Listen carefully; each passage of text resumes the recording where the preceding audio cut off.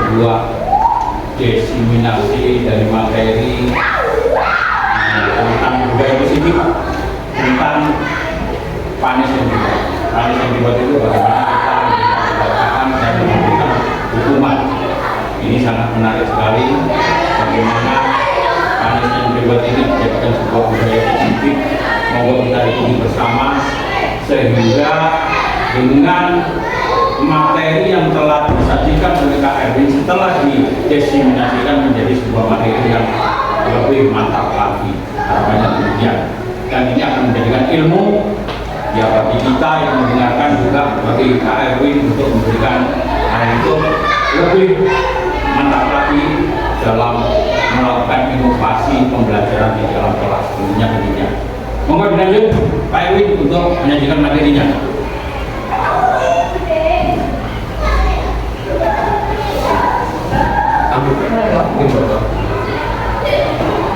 Terima kasih. Assalamualaikum warahmatullahi wabarakatuh.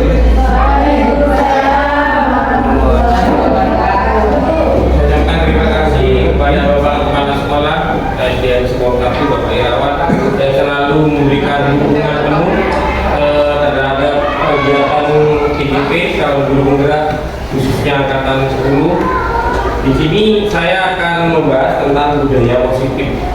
Apa itu budaya positif? Jadi budaya positif itu adalah kita membiasakan untuk melakukan suatu dalam pembelajaran ini menggunakan pemikiran positif gitu.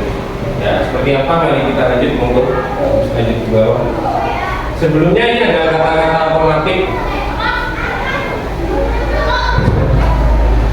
Pertanyaan nanti saya tanyakan kepada teman-teman semua. Saya mungkin nanti bisa. Yang pertama, setujukah atau tidak setuju? Satu, hukuman dapat, kata-kata ini menurut Anda hukuman dapat mendisiplinkan anak. Setuju apa tidak? Yang setuju angkat tangan. Yang setuju, hukuman dapat mendisiplinkan anak. 1, 2, 3, 4, 5, 6, 7, 8. Oke.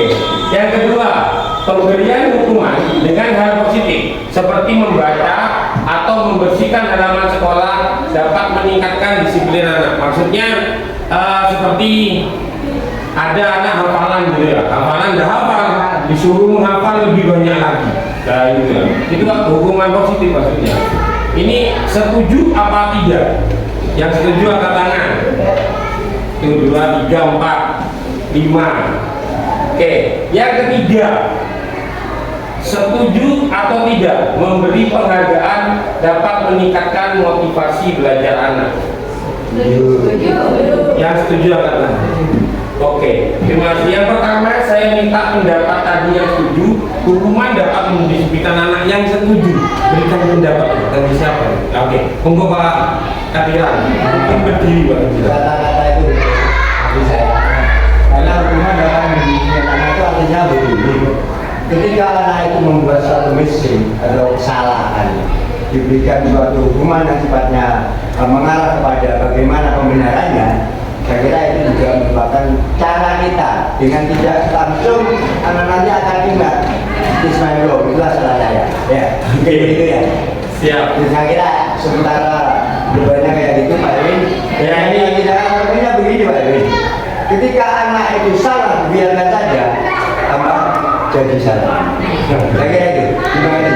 Ya, ini sangat seru untuk apa yang didiskusikan hari ini, karena ini sangat sebenarnya jujur bertolak belakang dengan saya, tapi nanti kita belajarkan seperti apa budaya positif. Itu yang tidak setuju ya, yang setuju ya. Nah, sekarang yang tidak setuju. Yang tidak setuju hukuman dapat mendisiplinkan anak. Ada ya. Bu Asya. Saya tidak setuju karena menurut pelajaran ilmu perkembangan anak ya, hukuman itu akan menyebabkan kayaknya menyebabkan tanaman yang paling menyakitkan bagi anak. Maka hukuman itu tidak harus dilakukan dan boleh kita menghukum, tapi dengan cara yang lebih halus, tidak langsung ditunjuk di depan temannya dengan dengan cara tersendiri. Tetapi kita harus juga memotivasi anak agar tidak melakukan lagi. Bagaimana caranya? ini dengan kata-kata yang baik Pak, itu aja. Siap, bagus gitu ya. Jadi kita bahas nanti ke belakang dari pendapat dari Pak Kantiran yang setuju dan pendapat dari Bu As yang tidak setuju. Sekarang kalau nomor 1 dan 2 hampir sama, kita nomor 3, memberi penghargaan dapat meningkatkan motivasi belajar anak. Ini setuju atau tidak? Kan tadi bilang setuju ya. Mau beri pendapat selain Bu As, Pak Inai.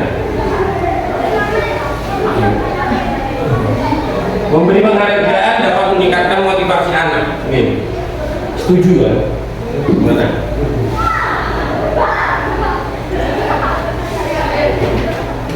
Oh ya, gimana? Oke. Ya. Tentunya dalam poin ketiga, memberi penghargaan dapat meningkatkan motivasi ini. Dan di kelas itu ada anak yang pandai atau pintar, cerdas, sedang, dan di bawah ya, rata-ratanya. Nah, kalau anak kita biasa sebagai guru biasa memberikan penghargaan atau pintar kepada anak yang rajin atau pintar di kelas itu. Tapi bagaimana jika anak tersebut tidak bisa, anggaplah anaknya tidak pandai, troublemaker di kelas. Nah, salah satu caranya adalah memberikan motivasi. Ini saya setuju. Kenapa? Contoh begini dalam sebuah kasus. Kadang-kadang anak pintar itu cuma textbook, tapi tidak cerdas. Jadi banyak pengetahuan tapi tidak bisa mengaplikasikan pengetahuannya. Ada anak yang tidak banyak pengetahuannya, tapi mampu mengaplikasikan sedikit pengetahuannya itu kepada hal dalam kehidupan sehari-harinya. Contoh seperti ini.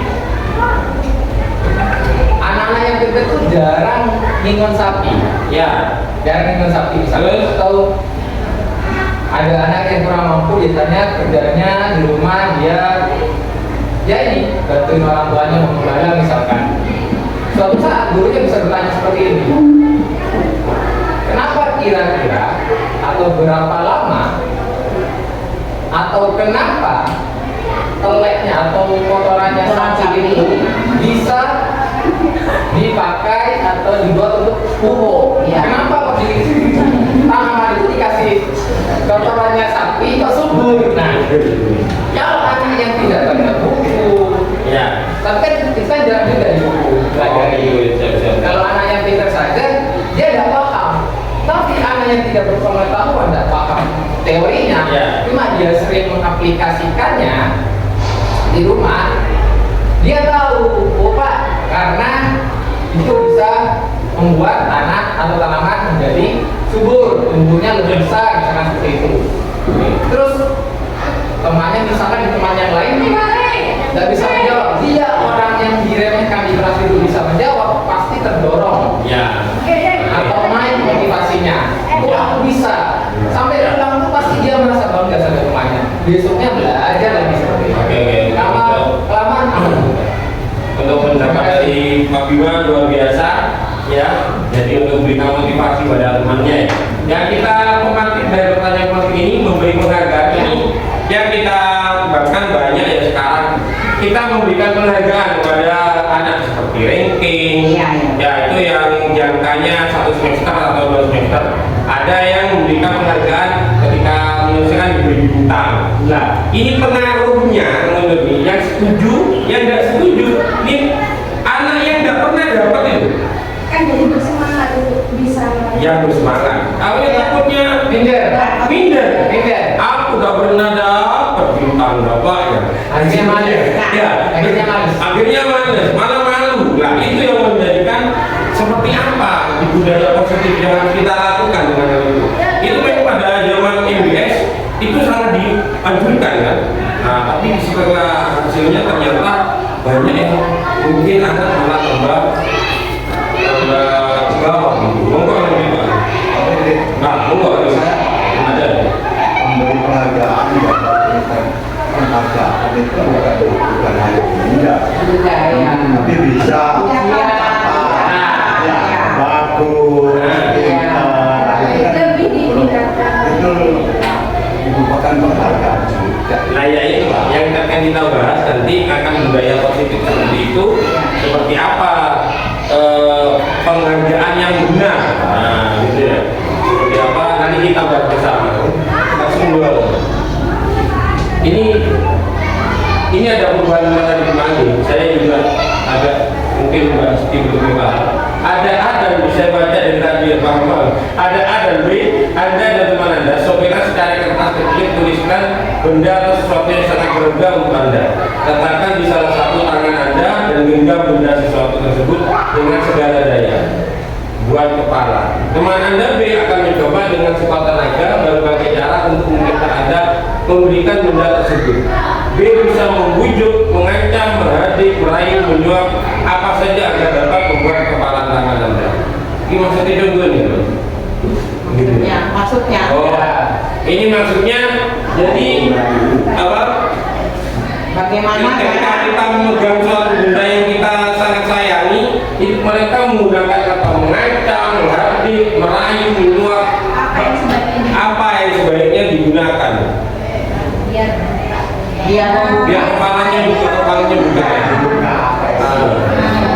Nah, ini yang lebih berkesan itu yang mana gitu ya? Oh, ya. Kalau dibuka dengan paksa, mungkin tidak mau. Biasanya merayu, Pak. Yang paling aku itu merayu. Merayu. Memang gede tambah untuk minggat. Biasanya kalau anak-anak itu ya, anak-anak merayunya itu dibawa ke kantin, Pak. Ayo aku buka ya, kantin nanti kamu. Iya, betul ya. Nah, iya kan dengan kata-kata yang baik, Pak. Nah, ini contohnya maksudnya. Kalau kita menghukum seperti katanya Pak Kartira tadi, yaitu mungkin ada pesan dan sebagainya. Nah, kita lihat berikutnya. Ya, Pak. Kembali dulu lagi. Apa nih? Saya Monggo. itu konsepnya itu begini. Di dalam kita melakukan penghargaan dan ini merupakan gambaran. Ya. Gambaran dari seseorang yang telah mencapai sebuah prestasi itu tentunya dia tidak ingin untuk melepas. Dan begitu juga anak-anak yang tidak mendapatkan sebuah prestasi itu seolah-olah menjadikan sebuah motivasi dari berbagai cara. Itu ada mengancam, berarti merayu. Nah, itu merupakan sebuah pertunjukan tingkah laku bagaimana kompetisi itu akan dilakukan dengan segala cara untuk menggeser kedudukan. Iya, Pak. Artinya anak yang sudah diklaim menjadi anak pintar itu berupaya untuk mempertahankan dirinya. Dan anak yang lain itu berusaha merebut puncak prestasi tersebut. Iya. Nah, itu sebenarnya ke sana. Oh, gitu.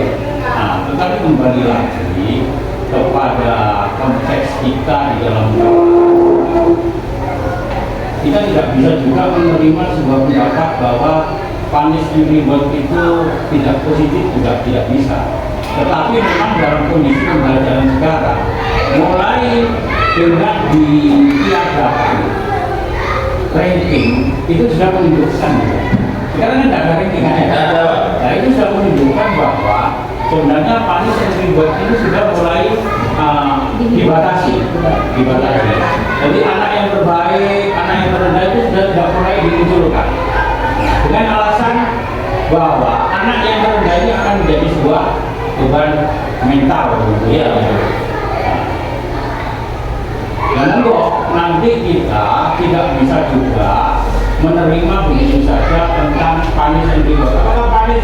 Apakah penghargaan itu jelek? Ya, jeleknya jadi tidak. Tapi bagaimana kita cara memberikan sebuah penghargaan? Terus, apakah hukuman itu baik atau jelek? Ada yang katakan baik. Lalu tujuannya memang apa ya? Kemudian juga caranya baik, saya kira juga baik juga. Yang kita pikirkan bagaimana? Satu, di dalam memberikan penghargaan itu supaya tidak menyinggung terhadap anak-anak yang tidak mendapat penghargaan. Iya. Terus,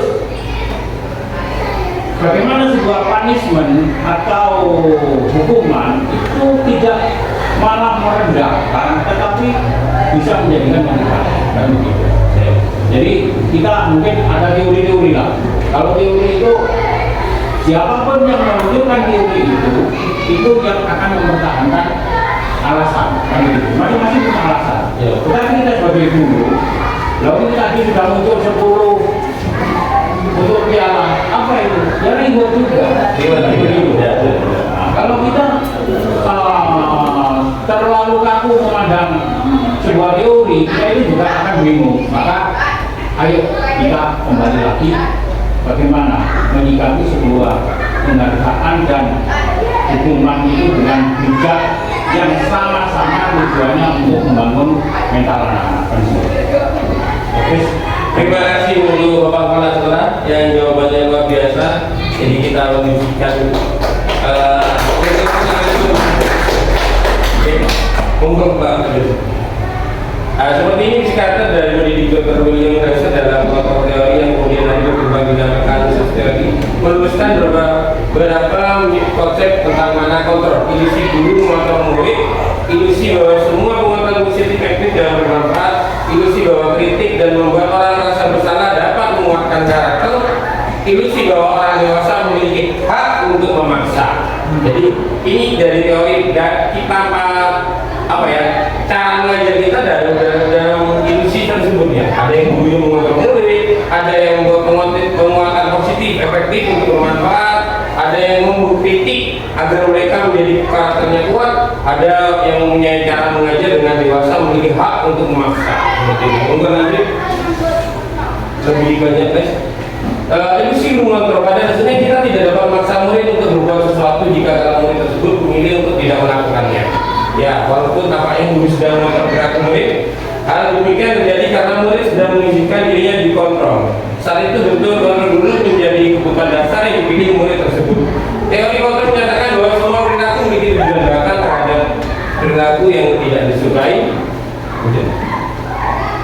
Ilusi bahwa semua penguatan positif efektif dan bermanfaat. Ini maksudnya penguatan positif atau bujukan adalah bentuk kontrol, sehingga ada satu pengaruh murid agar mengulangi suatu perilaku tersebut. Ada suatu usaha untuk mengontrol murid, ya biasanya dengan kata-kata, dengan mempengaruhi agar mereka melakukan sesuai dengan aturan yang kita miliki. Lanjut Pak. Ini ilusi bahwa kritik dapat membuat orang merasa bersalah, dapat menggunakan penguatan karakter. Ini menggunakan kritik dan rasa bersalah untuk mengontrol murid. Padahal murid juga gagal, mereka belajar untuk merasa buruk tentang diri mereka. Mereka menggunakan dialog diri yang negatif. Kadang-kadang sulit bagi guru untuk mengidentifikasi bahwa mereka sedang melakukan perilaku ini. Karena seringkali guru cukup menggunakan suara halus untuk menyampaikan pesan negatif. Wah, ini lanjut. Atau yang berikutnya, ilusi bahwa banyak orang dewasa yang percaya bahwa mereka memiliki tanggung jawab untuk membuat murid berbuat hal tertentu, apapun dilakukan dapat diterima. Pada satu pula, dewasa akan menyadari bahwa perilaku memaksa tidak akan efektif. Untuk berikutnya, lanjut. Ini ya seperti sebuah respon. Kita mencoba mengubah orang agar berpandangan sama dengan kita. Yang kita lakukan teori kontrol pilihan, kita berusaha memahami pandangan orang lain tentang dunia. Perilaku dulu dilihat dengan sebagai suatu usaha, tapi semua perilaku memiliki tujuan. Itu pemikiran kita. Siapa sesungguhnya yang memiliki kontrol? Saya bisa mengontrol orang lain, Anda tidak bisa mengontrol orang lain. Pemaksaan ada pada saat rujukan gagal, kolaborasi dan konsensus menciptakan pilihan-pilihan baru. Model berpikir menang atau kalah, model berpikir menang dan menang. Lanjut lagi. Disiplin positif dan nilai-nilai universal. Ya, seperti yang ini lanjut aja. Next, nilai bagikan. Jadi dia bisa menggunakan bahwa mengaitkan nilai kebaikan menjadi seorang dapat motivasi dulu. Lanjut Pak. Teori motivasi, hukuman dan penghargaan. Lanjut. Ini motivasi perilaku manusia untuk menghindari ketidaknyamanan atau hubungan. Apa yang akan terjadi apabila saya tidak melakukannya? Untuk mendapatkan imbalan atau penghargaan dari orang lain, apa yang akan saya dapatkan apabila saya melakukannya? untuk menjadi orang yang mereka inginkan, menghargai diri sendiri dengan nilai berjaya, akan menjadi orang yang baik bila yang melakukannya. Bagi untuk motivasi ini mungkin ada tanggapan dari Pak Karira, Pak Irawan,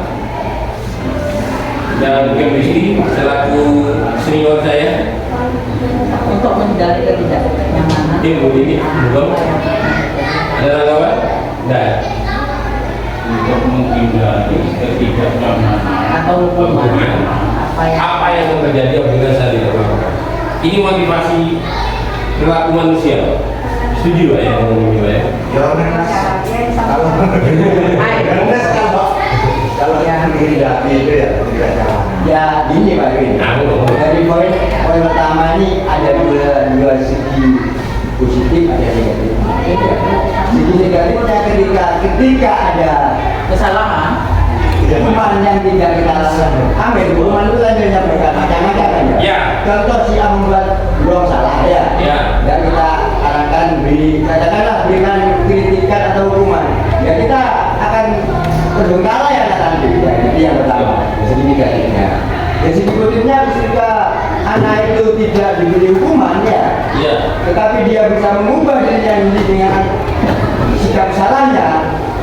Bisa juga ketika itu, tetapi di tadi itu tetap harus kita memberikan apa ya pandangan bagaimana pembenaran daripada kesalahan yang dilakukan.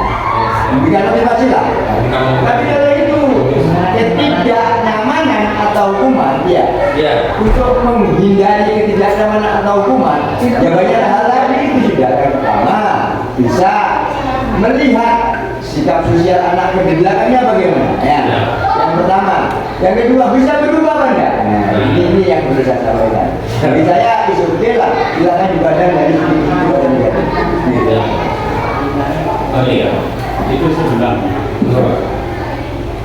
motivasi tentang bagaimana diri kita. Ya kalau kita mengacu kepada diri kita, maka diri kita sebenarnya mempunyai ciri khas, punya kemampuan, punya sesuatu yang memang berbeda dari orang lain. Itu. Tetapi salah satu sisi kita itu hidup dalam sebuah komunitas atau dalam sebuah kelompok yang mana di dalam sebuah komunitas atau kelompok itu ada sebuah aturan-aturan yang memang harus ditaati. Dari sini, untuk menghindari ketidaknyamanan atau hukuman, apa yang akan terjadi apabila saya tidak melakukan? Nah, kalau kita menghindari ketidaknyamanan Atau hukuman. untuk menghindari ketidaknyamanan atau hukuman, artinya orang ini sebenarnya melakukan sesuatu tidak nyaman, gitu kan ya? Atau menghindari ketidaknyamanan orang. Kita berbuat yang menjadikan orang itu tidak nyaman. Akhirnya kita dapat sebuah hukuman. Apa yang akan terjadi apabila saya tidak melakukan? Ini harus dipikir. Maka di situ ada sebuah sanksi sosial. Orang yang tidak mau mentaati sebuah aturan-aturan yang di dalam sebuah komunitas, itu akan dapat sanksi sosial. Orang tidak bisa hidup dengan seenaknya sendiri. Nah, terus kita hubungkan dengan sebuah kelas. Sebuah kelas pun kita menetapkan suatu kata tertib. Nah, apakah kita kalau melanggar tata tertib, tentunya tata tertib itu diciptakan untuk menciptakan kenyamanan bersama dan yang kedua kenyamanan bersama, dan orang yang tidak mentaati tata tertib itu akan mendapat hukuman. Nah, apa yang akan terjadi apabila saya tidak melakukannya? Ya, saya itu bisa dikumpulkan di tengah-tengah komunitasnya, kan hubungannya ke sana. Kalau kita gali di sana, gitu. Oke. Jadi kembali lagi, hukuman itu memang realitanya ya ada, gitu. Kalau kita mengatakan apa ini hukuman ini menjadikan sesuatu yang salah, itu perlu dipertanyakan, karena di dalam hukuman sendiri itu diciptakan untuk menciptakan sebuah kenyamanan dalam segala tempat kan begitu. Karena di situ begitu ada hukuman, tentunya ada aturan. Orang yang tidak mentaati peraturan terjadilah konsekuensi hukuman.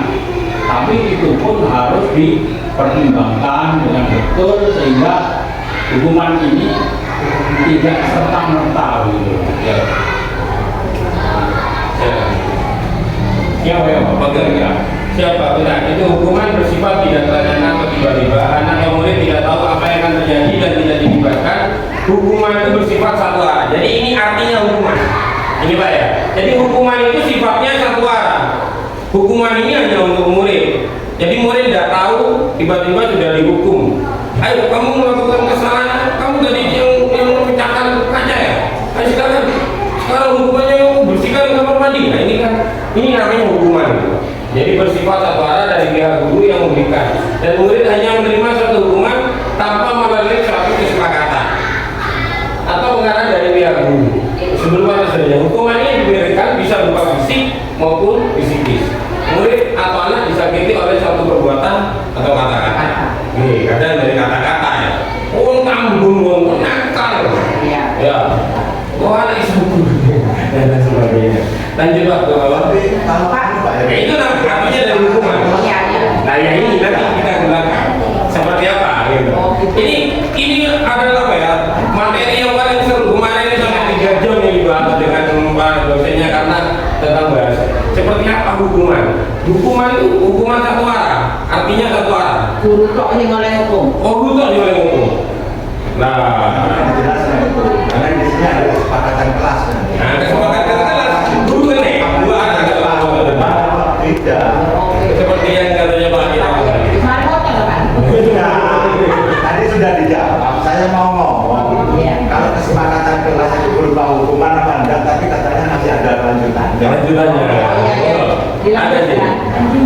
Pak ini.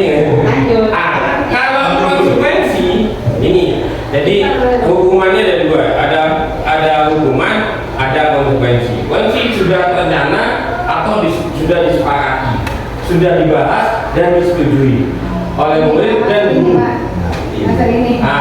Umumnya bentuk konsekuensi dibuat oleh guru, sekolah dan murid. Ini yang buat bersama-sama. Jadi kalau hukuman itu sudah ditentukan, kalau dulu hukuman itu namanya tata tertib. Kalau sekarang kesepakatan. Nah gitu ya. Pada konsekuensi murid tetap dibuat tidak nyaman untuk jangka waktu pendek. Konsekuensi biasanya diberikan berdasarkan satu data yang umumnya dapat diukur.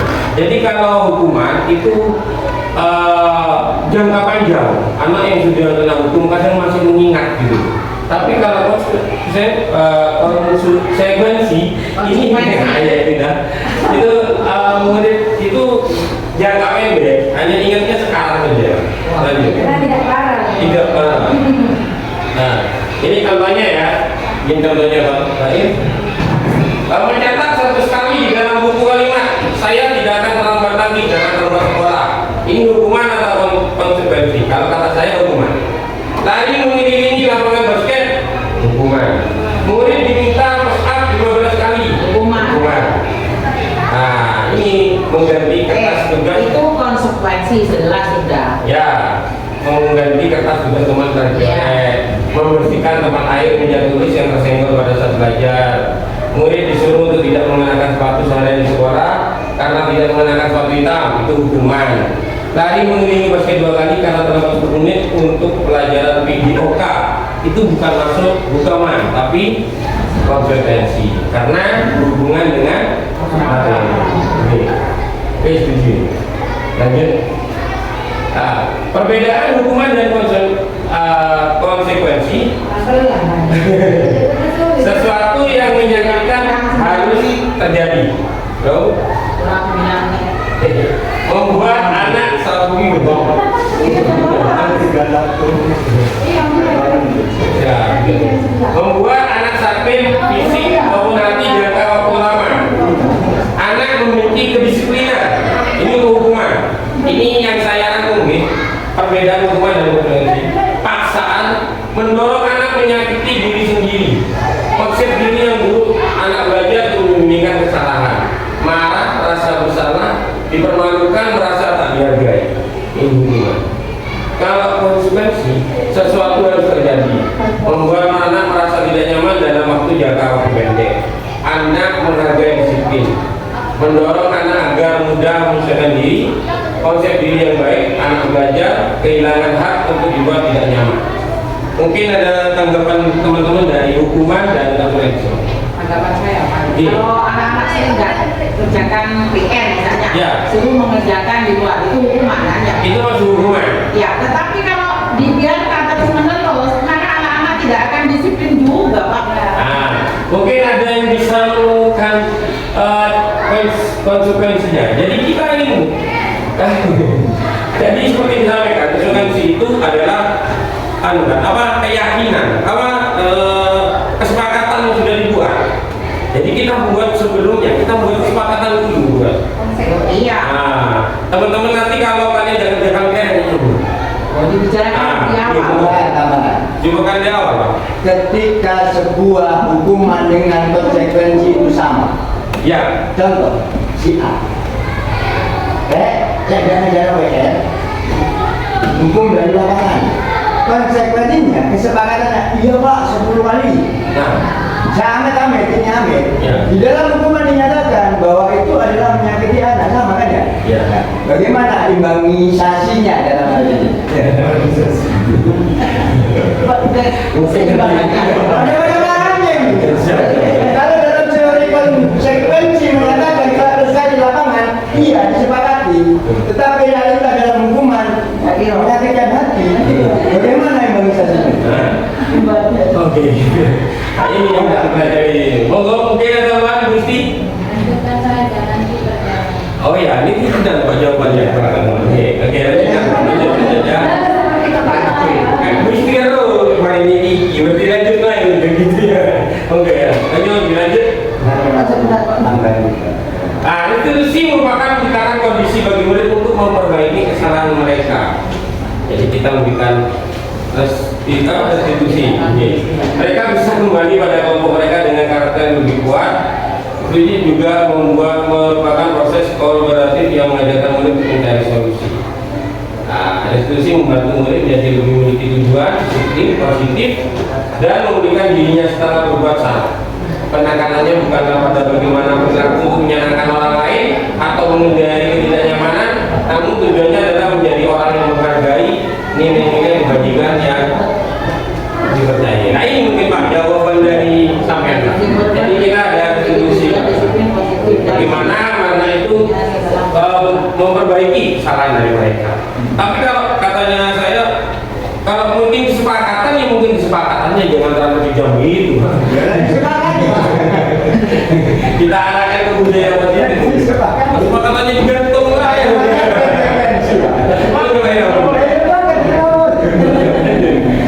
Dulu nih,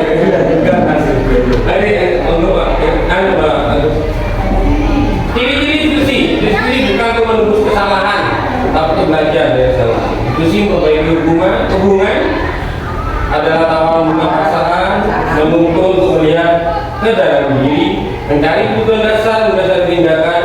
Cara yang paling baik pada karakter bukan tindakan, fokus pada solusi dan memulihkan murid yang bersalah pada kelompok. Oke, lanjut. Nah, ini ya. Entitas gagal, entitas sukses. Hukuman, sesuatu yang dapat menyakitkan harus terjadi. Sesuatu harus terjadi merupakan pilihan. Tidak nyaman untuk murid, anak dengan jangka pendek. Kalau hukuman itu jangka panjang, kalau ini sih jangka pendek. Berarti hukuman itu gagal. Ya, hukuman itu termasuk yang gagal. Yang sukses adalah konsekuensi. Korban mendapatkan keadilan, korban bisa diabaikan, korban mendapatkan ganti. Murid atau anak akan tersakiti, murid anak dapat dibuat nyaman, murid anak mendapatkan penguatan. Perilaku pasif agresif, penguatan hanya untuk bertahan dan waktu.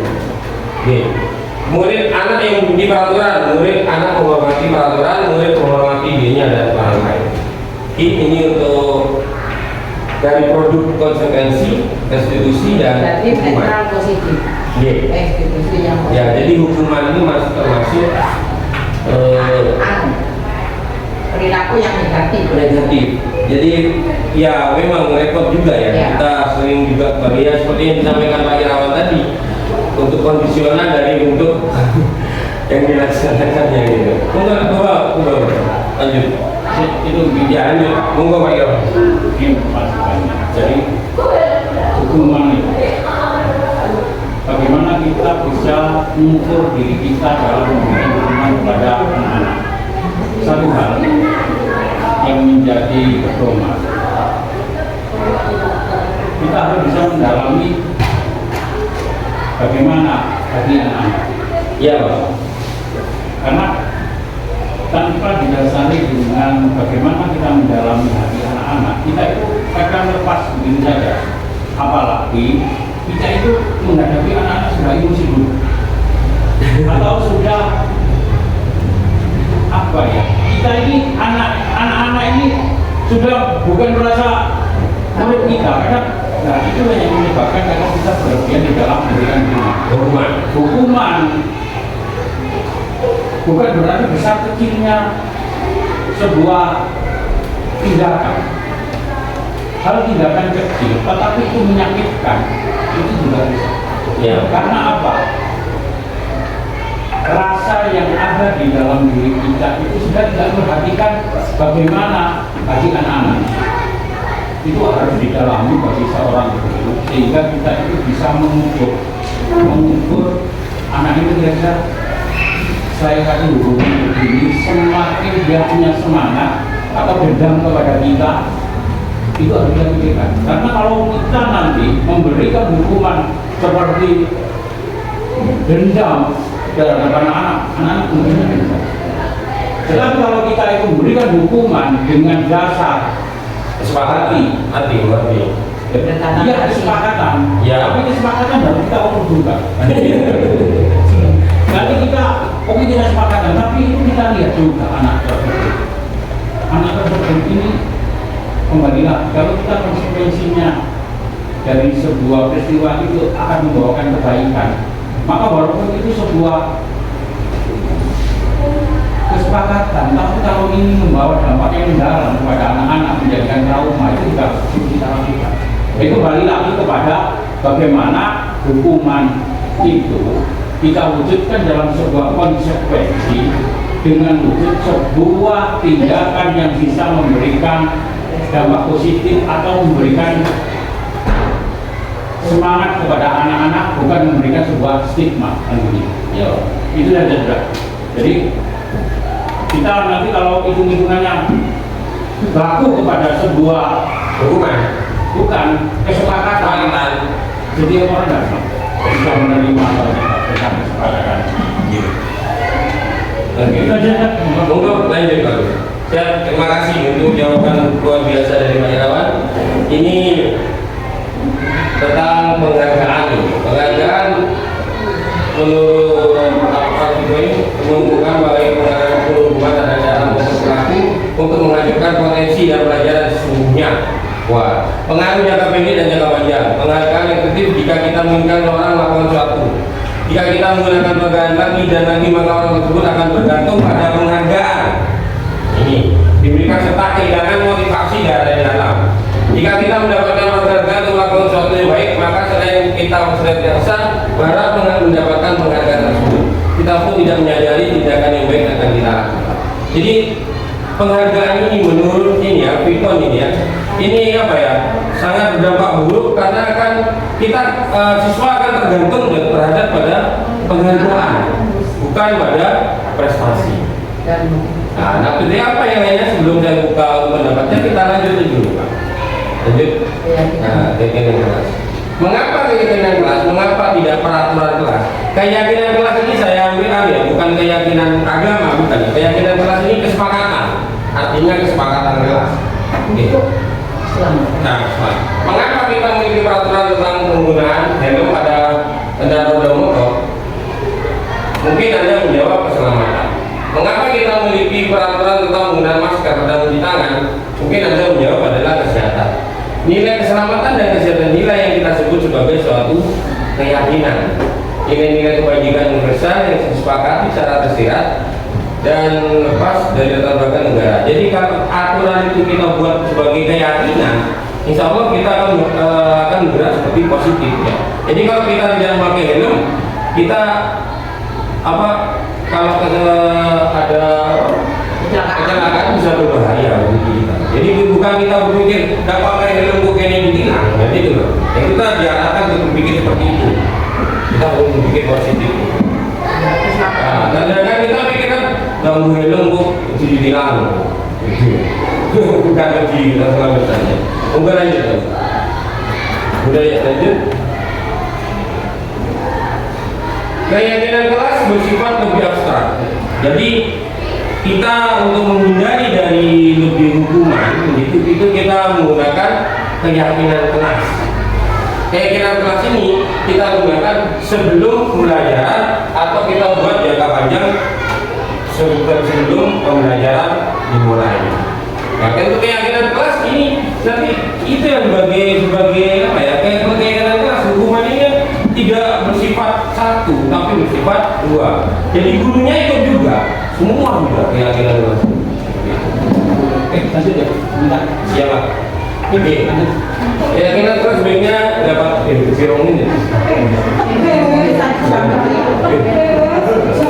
41 1205. Supaya keyakinan kelas warga Indonesia berikut berkontribusi dalam pembuatan keyakinan kelas.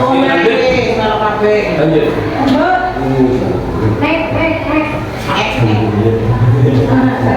Peraturan selalu kembalikan buku tempatnya. Keyakinan kelas tanggung jawab. Dilarang mengganggu orang lain. Hadir di sekolah 15 menit sebelum pembelajaran dimulai. Menghormati orang lain berkomitmen. Dilarang melakukan kekerasan. Itu keyakinan kelasnya keselamatan menghormati orang lain. Itu ada juga tuh di kelas kita. Dilarang makan minum di dalam kelas. Nah, itu dilarang. Nah, itu maksud apa ya? Gurunya ada apa? Itu yang penting. Jadi kita buat keyakinan yang sama-sama kita. Enggak loh. Ya. Makanya ini sejaman nih. Wiswayai saat ini ubah rata. Apa sih udah peraturan keyakinan? Apa sih udah keyakinan kesepakatan? Sajanya semua ini bodoh aja. Jadi bergantian atau menunggu giliran? Bergantian. Ini menjadikan tekanan untuk aturan. Maka bagaimana? Jadi kita menghormati orang lain, kita bersabar. Ya. Kalau ini menggunakan masker, kita arahkan ke kesehatan. Tidak usah kita ambil contoh yang baik. Gitu. Jangan lari-lari di kelas. Ayo keselamatan.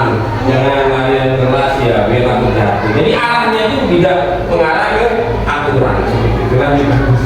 Maksudnya itu. Kebutuhan dasar manusia. Kebutuhan dasar manusia dan dunia berkualitas. Duit. Nih, 5 kebutuhan dasar. Kebutuhan untuk bertahan hidup. Ini kebutuhan dasar manusia ya. Kasih sayang, kebutuhan untuk bertahan hidup ini duit ya. Yang kedua manusia itu butuh kasih sayang dan rasa diterima. Wah. Ya. Dan yang ketiga kebebasan. Seperti Bu Nina kemarin bebas di Malang. Tapi kebebasan ya. Kesenangan. Penguasaan. Dan terakhir penguasaan. Ya. Jadi manusia itu ini sebenarnya ya. Kebutuhan, hidup, uang, kasih sayang, kesenangan, kasih sayang ini bisa di keluarga. Pak, tapi kebebasan itu ada tanda kutipnya ya, Pak. Halo. Terbatas Iya. Maksudnya bebas berpikir ya. Iya. Bebas malam. Oke, lanjut. Dunia berbatas ada tempat khusus dalam pikiran Anda, tempat Anda menimpa gambaran. Oke, mungkin paham sudah bisa dilanjutkan. 5 posisi kontrol. Kontrol. Dunia berkualitas Anda adalah posisi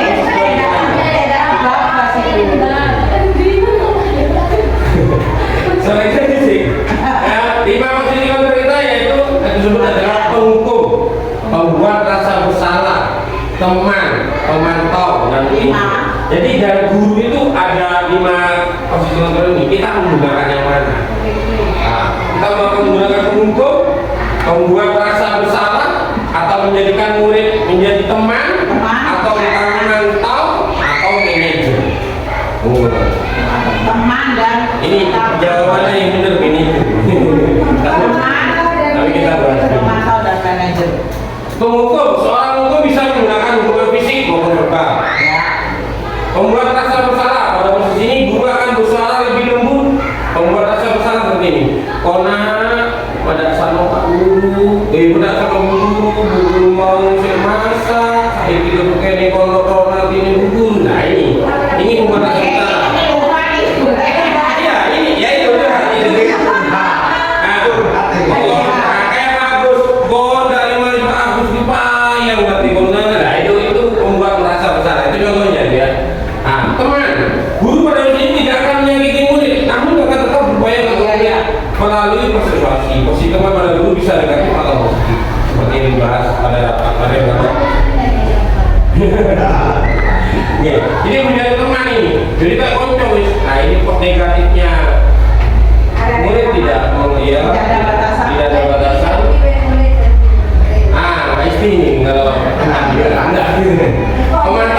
memantau berarti mengawasi. Pada saat kita mengawasi, kita bertanggung jawab atas orang yang kita awasi berdasarkan peraturan dan konsekuensi.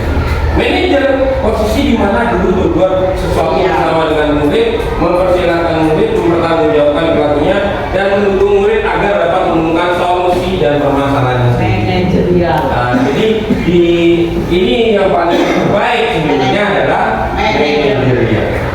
Jadi guru jadi seperti seorang manajer, jadi bisa mendukung murid dan menemukan solusi. Ya. Lama murid sakit perut, manajernya memang. Ya, betul. Nah, jangan dimarahi. Iya. Jangan dimarahi. Salah betul. Oke, lanjut bagus. Itu posisi kedua ya. Lanjut nih bagus. Lanjut saya.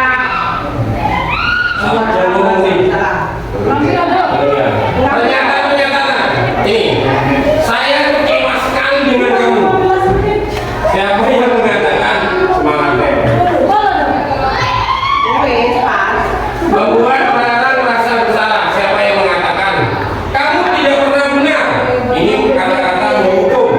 Ayolah, lakukan yang lebih baik untuk Bapak. Ini teman. Apakah kamu dapat stiker bintang ini? Ini memantau. Ya, bagaimana kamu bisa menyelesaikan masalah ini? Ini manajer. Kamu selalu yang terakhir. Ini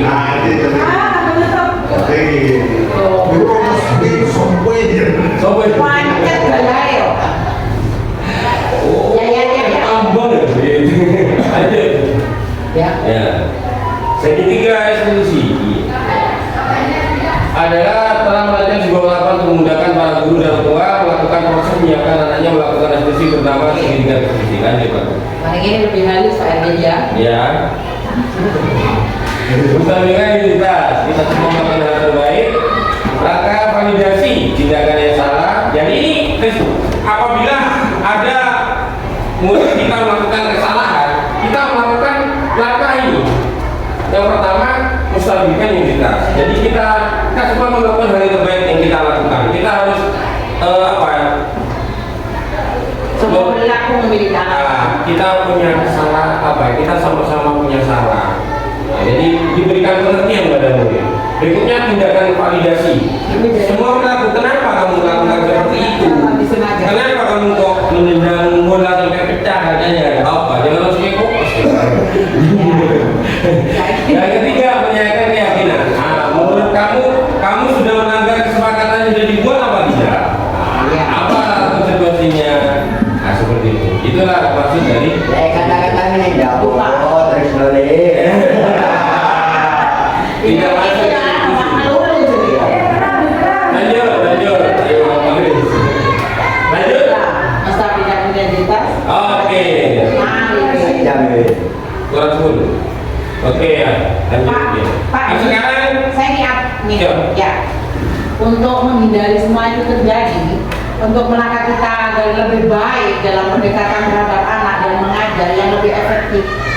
kiat-kiat apa yang harus dilakukan sebagai yang sudah belajar di situ. Siap. Ya ini Bu, kembali ke segitiga restriksi Pak.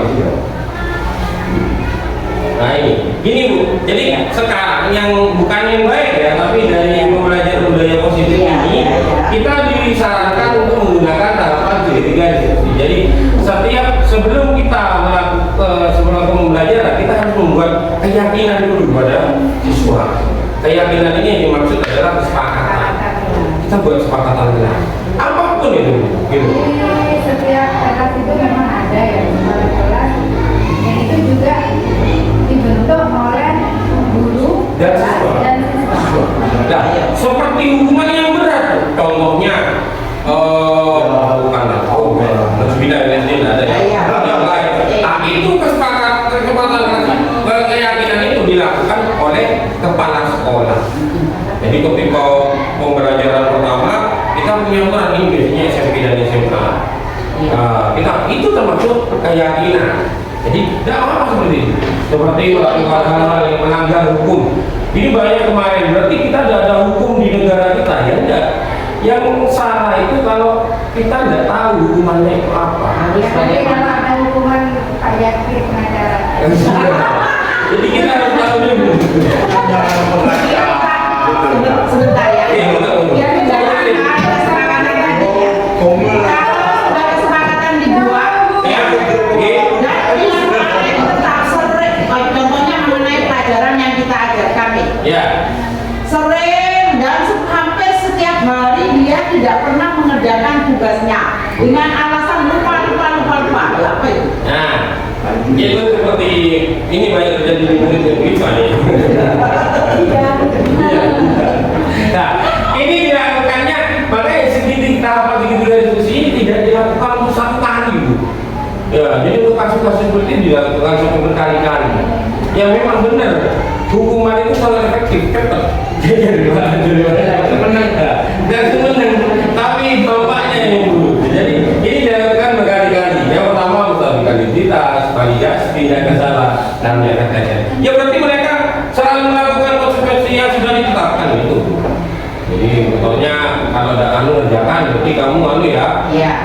Nanti nulis apa? Itu suatu hukuman ya. Pendekatan kita tujuannya untuk merubah sikap murid. Ya. Pendekatan apa yang harus dilakukan kalau sudah detail seperti itu. Nah iya. Makanya dibuat konsekuensi terus itu. Konsekuensi itu keren nggak jelas.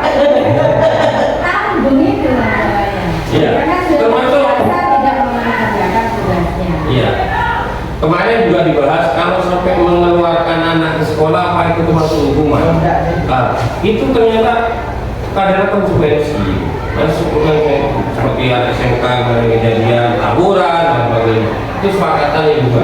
Jadi kalau untuk masalah-masalah kecil di kelas yang kita gunakan ini ya segitiga diskusi itu. Ya. Walaupun ini belum saya pakai. Oh, berarti belum Saya ada solusi berarti.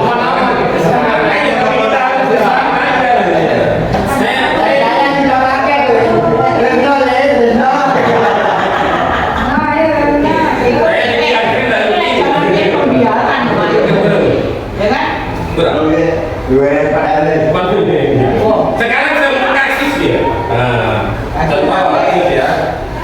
Ini kepada Bu Yuni ya kasusnya.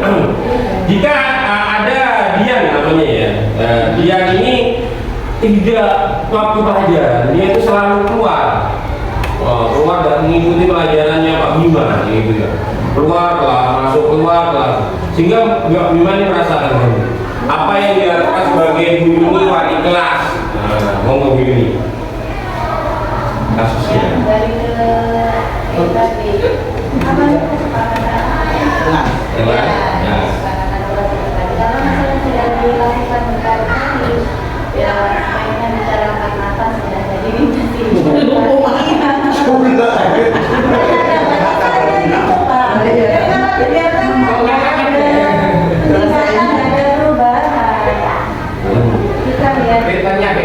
Ya, oke. Itu yang Bu Yuni. Untuk Bu Isti sebagai senior saya, guru penggerak, monggo Bu Isti. Ayo Pak, sudah Pak. Rumahnya Pak, 4 menit. Ayo Pak, terakhir Pak. Kalau apa namanya cari solusi itu, cari masalah itu banyak ya. Iya. Cuman cari solusinya ya susah. Soalnya kan rancu antara hukuman, konsekuensi, sama restitusi. Susah untuk membedakan. Jadi kalau kita mengacu kepada teori seperti itu, ya nggak ngajar akhirnya. Hanya ngurusi permasalahan hukuman aja ya, hukuman. Karena kita nggak bisa membedakan. Intinya, pokoknya kalau menurut saya, pokoknya intinya itu kita nggak ada kekerasan.